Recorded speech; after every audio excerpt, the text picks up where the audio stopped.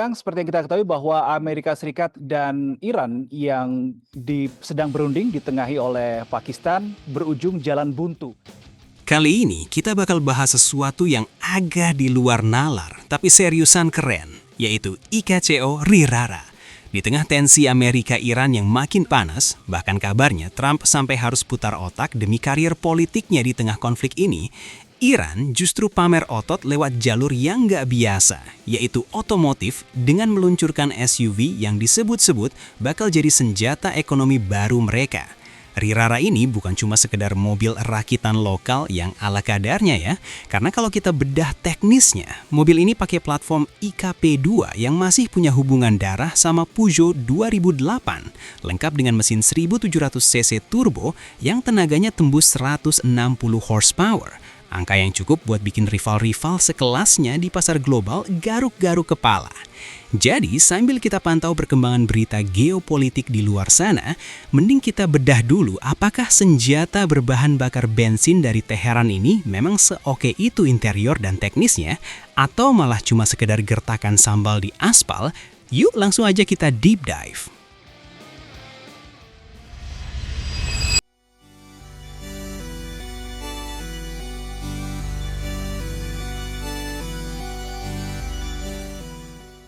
Halo semua, kembali lagi di channel Oblitz. Oke, gimana rasanya kalau sebuah negara yang diisolasi dari sistem keuangan global tiba-tiba merilis mobil yang desainnya lebih cakep dari beberapa mobil Jepang yang ada di dealer dekat rumah Anda? Yap, Richie Vera ini punya aura yang bikin orang nengok dua kali. Seolah-olah dia bilang, gua bukan mobil jadul tahun 80-an yang dipaksa hidup lagi ya. Dari depan, wajah Richie Vera ini benar-benar mengikuti tren kekinian alias split headlights. Di area-nya sipit di atas, mirip-mirip gaya Hyundai Santa Fe atau mobil-mobil Tiongkok yang lagi menjamur di Indonesia. Grillnya besar dengan pola berlian yang ngasih kesan mewah tapi tetap agresif. Bumper depannya nggak polos, ada lekukan-lekukan tegas yang fungsional secara aerodinamika. Di bagian bawah ada skid plate berwarna silver yang seolah-olah menegaskan kalau ini adalah SUV yang siap diajak main tanah tipis-tipis, meskipun kita tahu habitat aslinya adalah aspal perkotaan.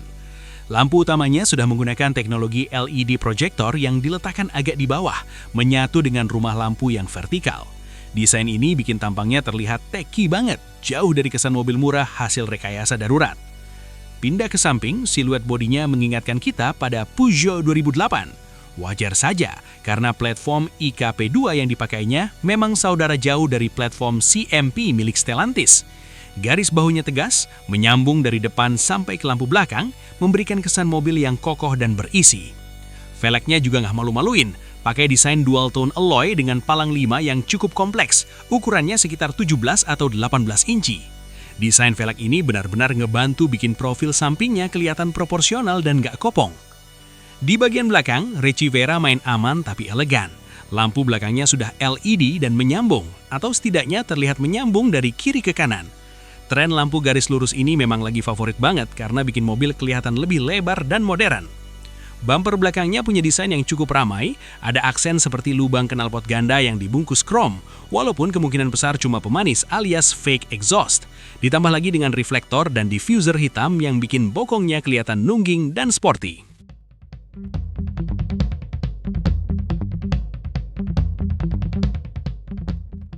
Masuk ke interior, barulah kita berasa kena prank dalam artian positif. Lupakan bayangan interior mobil lama yang penuh plastik keras dan desain kaku.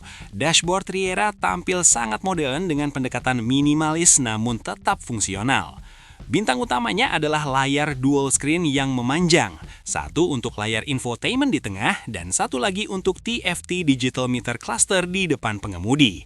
Layout ini mengingatkan kita pada interior Mercedes-Benz atau gaya mobil listrik premium zaman sekarang. Layar infotainmentnya sudah mendukung konektivitas modern, meski kita penasaran apakah ada Apple CarPlay versi Iran di sana. Tapi secara visual, grafis yang ditampilkan di meter clusternya cukup tajam dan informatif, memberikan kesan mobil ini sangat high-tech. Fiturnya pun nggak pelit. Riera sudah dibekali dengan electric parking brake dengan auto hold, sebuah fitur wajib buat kaum mendang-mending di Indonesia. Ada juga sunroof yang bikin kabin terasa lebih lega dan premium. Untuk urusan safety, Iran Khodro nggak main-main. Riera diklaim sudah punya fitur keselamatan aktif alias ADAS, termasuk blind spot monitoring dan beberapa sensor parkir yang mengelilingi bodi. Airbag-nya pun lengkap untuk melindungi penumpang depan dan samping.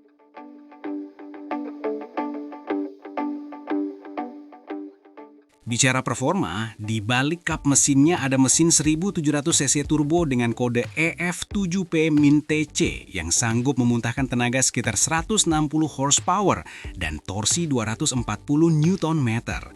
Tenaga ini disalurkan lewat transmisi otomatis 6 percepatan. Untuk ukuran crossover kompak, angka ini sudah lebih dari cukup untuk bikin bodi Riera melesat gesit di jalanan Teheran atau Jakarta. Harganya? Di Iran, mobil ini diposisikan sebagai mobil premium nasional. Jika dikonversi secara kasar, harganya mungkin bermain di angka yang kompetitif kalau seandainya masuk pasar global, bersaing langsung dengan kelas SUV B segment. So, IKCO Riera ini adalah bukti kalau keterbatasan justru melahirkan kreativitas yang gila. Dia punya basis Eropa, tampang ala mobil Tiongkok modern, tapi dengan jiwa nasionalis Iran yang kuat.